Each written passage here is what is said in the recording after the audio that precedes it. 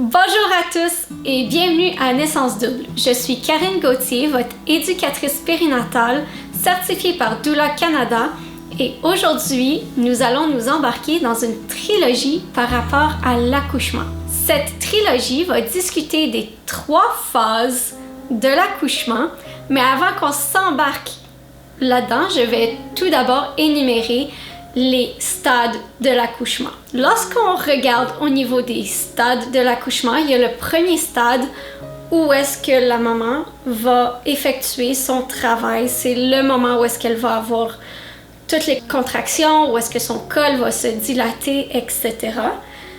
Ensuite vient le deuxième stade où est-ce que la maman va donner naissance à son enfant. Le troisième stade, qui est le stade où est-ce qu'il y a la délivrance du placenta. Et finalement, il y a un stade un peu bonus, stade numéro 4, qui va être parfois discuté et parfois non, mais c'est le stade du rétablissement. Il y a donc 3 à 4 stades et dans le premier stade, il y a 3 phases. Aujourd'hui, nous allons discuter de la première phase, la phase de latence.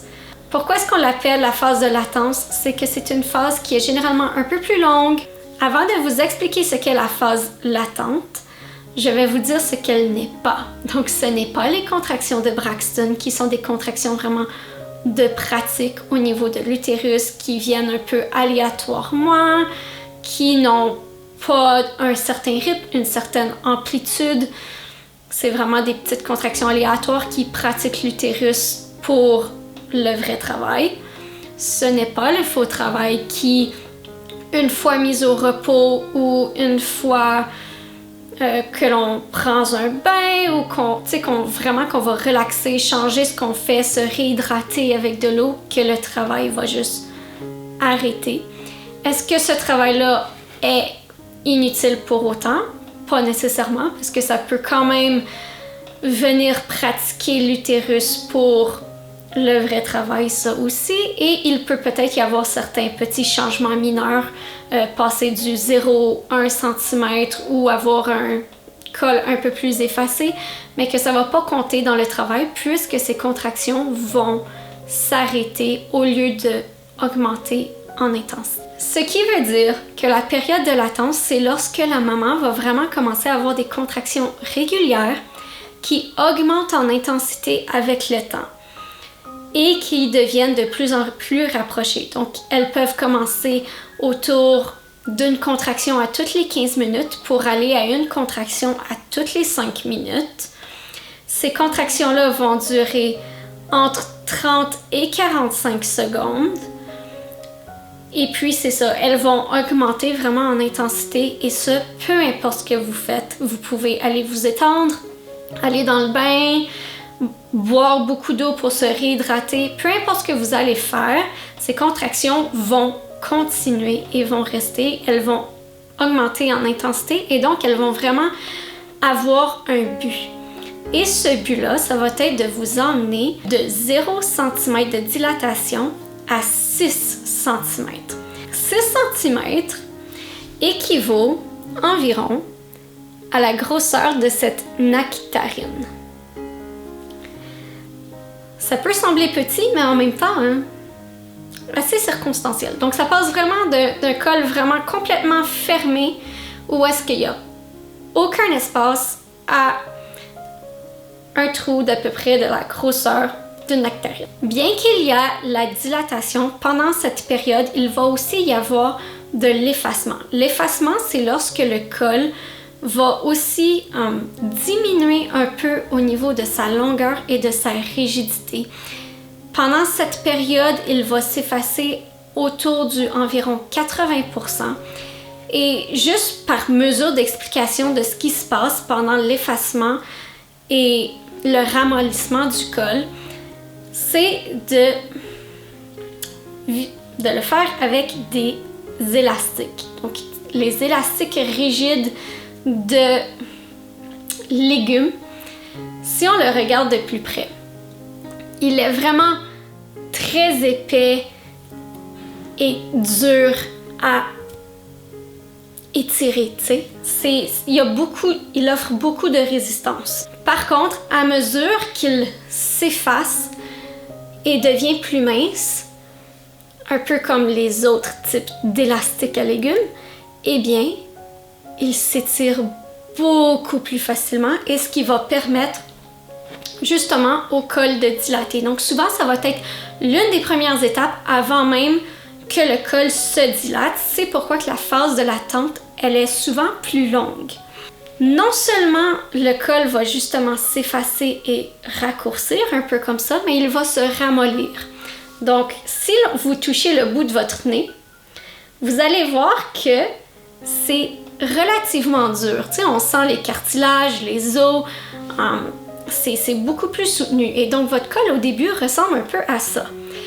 À mesure qu'il se ramollit, il va devenir un peu comme vos lèvres, tu sais, pulpeuses, molles et beaucoup plus élastiques, souples pour permettre au col de justement commencer à s'ouvrir. C'est vraiment les premières étapes pour lesquelles que votre corps travaille autant, aussi fort et que ça lui prend beaucoup plus de temps au début parce qu'il y a tout ce travail-là en amont de ramollir, raccourcir le col avant de pouvoir finalement commencer à dilater. La phase de latence peut donc durer entre 8 à 12 heures en moyenne, surtout pour les mamans donnant naissance pour la première fois, mais n'oubliez pas, ça peut aussi être plus long, ça peut être plus court, donc vraiment jugez un peu selon comment vous vous sentez, comment vous gérez la situation. N'hésitez pas à appeler votre doula si vous en avez un, le centre de naissance ou votre sage-femme afin d'évaluer un peu la situation si jamais vous avez des questions. Pendant cette période, je vous recommande fortement d'être dans un endroit confortable, rassurant, si c'est chez vous ou ailleurs, mais vraiment un endroit où est-ce que vous êtes libre de pouvoir vous reposer, de pouvoir prendre un bain, chill, Netflix, de vous étendre, parce que c'est une période longue et un très grand travail s'en vient. Et faut pas oublier aussi qu'une fois que vous avez donné naissance, eh bien vous allez avoir un nouveau-né à vous occuper. Donc vraiment, à ce moment, c'est le temps de prendre soin de vous.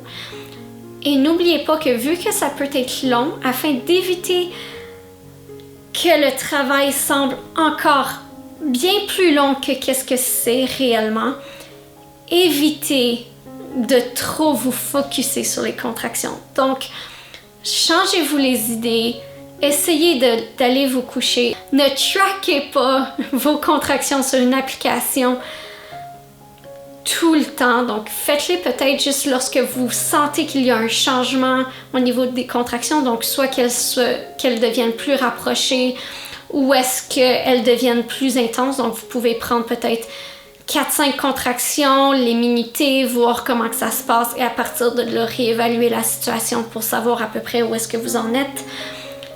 Mais, je vous le dis, ne focussez pas trop sur vos contractions. C'est compliqué, je le sais, parce qu'on est excité. C'est comme on va rencontrer bientôt notre bébé. On est vraiment heureux, on est content. Mais en même temps, il faut un peu calmer un peu le jeu et faire comme si de rien n'était. C'est un peu contradictoire, mais je vous dis, ça va vraiment vous aider, ce petit conseil.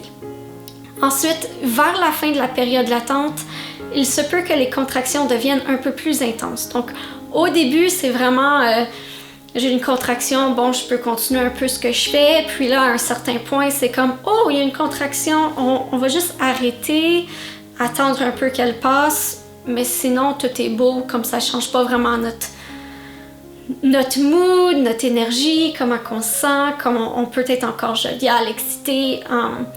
Donc, tout va bien encore, mais vers la fin de cette période de latence, il se peut qu'il y ait quelques contractions, en fait, que c'est vraiment, il nous arrête sur place. On a un peu plus besoin de commencer à pratiquer nos techniques de respiration pour vraiment la phase de travail suivante qui approche à grands pas, mais aussi vraiment pour commencer à s'embarquer là-dedans parce que ça se peut que oui, elle commence à devenir un peu plus ressentie et qu'on doive les gérer un peu, mais en général, entre les contractions, on redevient nous-mêmes, on peut jaser encore.